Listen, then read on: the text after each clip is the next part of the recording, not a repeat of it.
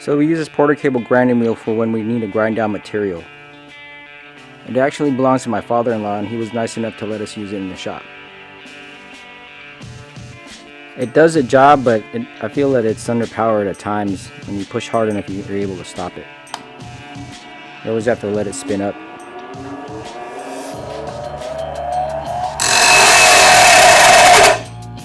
See, it's not that strong. We're mainly going to be using this as a tungsten grinder instead. We also needed a bigger grinder with a larger surface area. So what we did was called up Ickler, and they sent us one of their 4x60 belt grinders. We're going to open it up and see what's inside.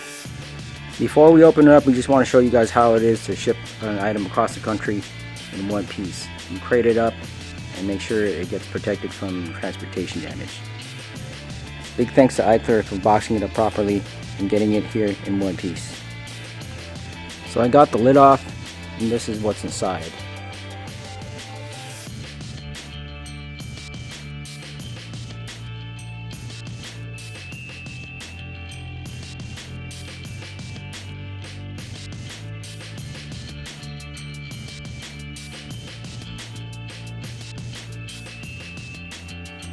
So here's a belt sander inside the crate, and it's packaged extremely well.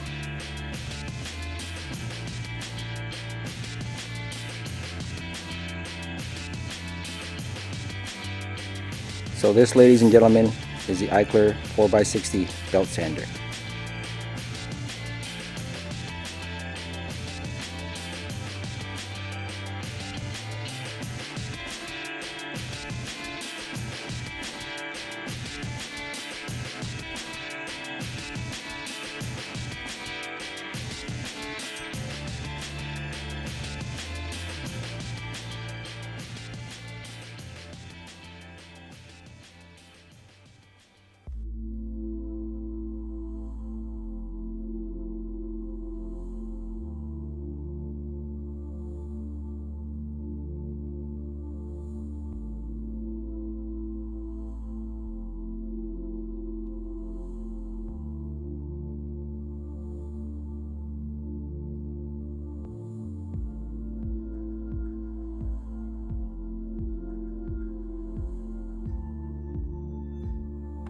Ickler set up this belt sander with a Baldor Reliance 1 horsepower single phase 120 volt motor, so you can plug it anywhere. It's manufactured in the USA, so it should last really long. With the 4x60 belts, this thing's rated at 3,500 surface feet per minute, and this is how it sounds.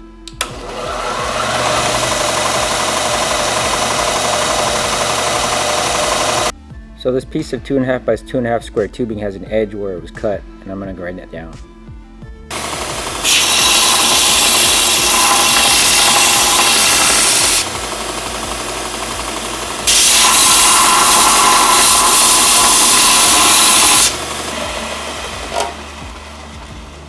So not bad at all. Ickler ships the belt sander with a 60 grit aluminum oxide belt. It's good for general purpose and leaves a pretty decent finish. Here's some square tubing that hasn't been sanded down versus one that has. The belt sander leaves a really flat surface to weld on.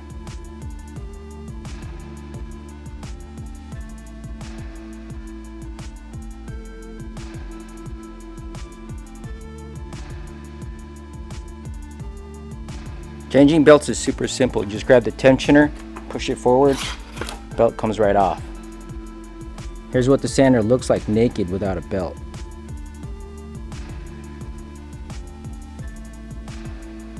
The idler pulley is machined in a lathe and is very, very nice. Belt alignment is done by adjusting these 2 screws, and you just twist them to find a sweet spot. The base plate of the sander is made out of cast aluminum, which overall lightens the whole assembly. It's still pretty heavy though, as the motor does weigh about 100 pounds. The nice thing about this motor is that it is thermally protected. If it overheats, just let it rest for a while and then hit the button to reset it. As this thing produces a lot of torque, safety gear is always required. Here's what underneath of the belt sander looks like. I want to mount it vertically like this, That way it'll take up less real estate on the fabrication table. Ickler did a fantastic job with his belt sander, and I hear the owner hand builds them himself, which is pretty impressive. Just want to thank Jennifer Store Camp and the rest of the ladies that work there for helping us get one, and I would give them a call to get one for your own shop. Here's their website, which I'll leave a link in the description below. I still have to find a way to mount this thing vertically, but until then we're just going to grind stuff around the shop. That's it for us. Morales Productions. Catch you guys later.